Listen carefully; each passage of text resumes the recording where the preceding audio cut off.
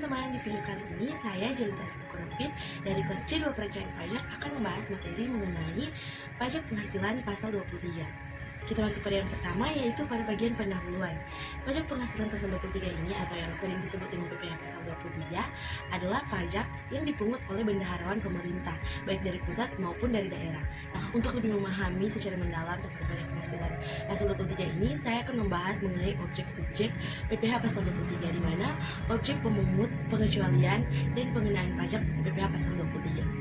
Nah, selanjutnya kita masuk pada bagian pengertian PPh pasal 23.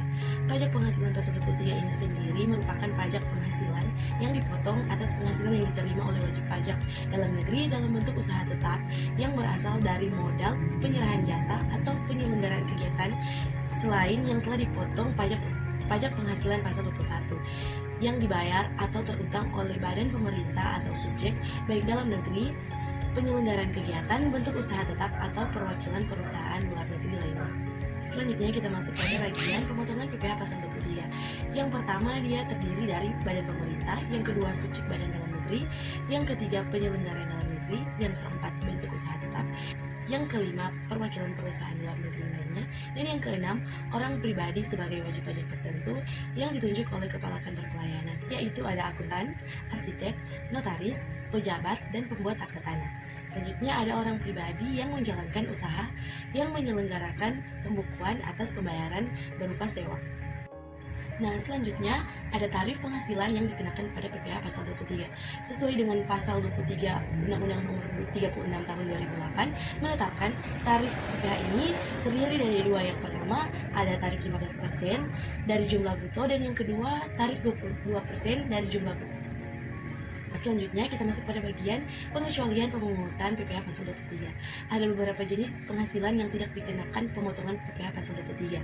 Yang pertama, penghasilan yang dibayar atau terutang kepada bank. Yang kedua, sewa yang dibayarkan atau terutang. Yang ketiga, dividen atau bagian laba yang diterima atau diperoleh. Yang keempat, bagian laba yang diterima atau diperoleh. Yang kelima, sisa hasil koperasi. Yang keenam, penghasilan yang dibayar atau terutang kepada jasa keuangan. Kemudian kita masuk pada saat terutang, penyetoran, dan pelaporan PPh pasal 23, di mana yang pertama PPh pasal 23 terutang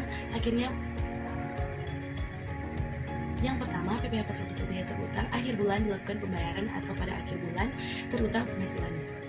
Yang kedua, PPh pasal 23 harus disetorkan oleh pemotor pajak selambat-lambatnya tanggal 10 bulan tahunan berikutnya.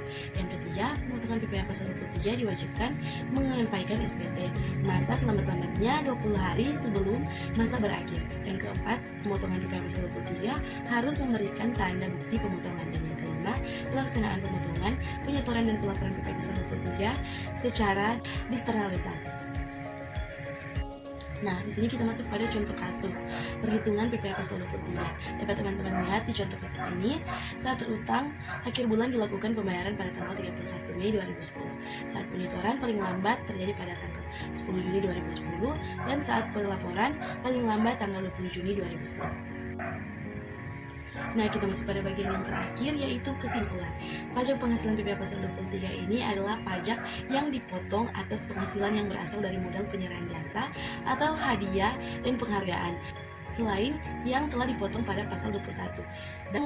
Dalam melakukan pemotongan PPh pasal 23, terdapat pemotongan pajak yang telah ditentukan oleh peraturan UU pasal 23. Nah, begitu pula dengan tarif dan penghapusan. Apa saja yang tergolong dapat dipotong PPh pasal 23 atau dikenakan.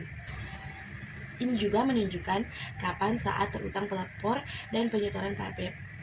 Ini juga menunjukkan kapan saat terutang pelaporan dan penyetoran PPh pasal 23 yang dilakukan oleh UU.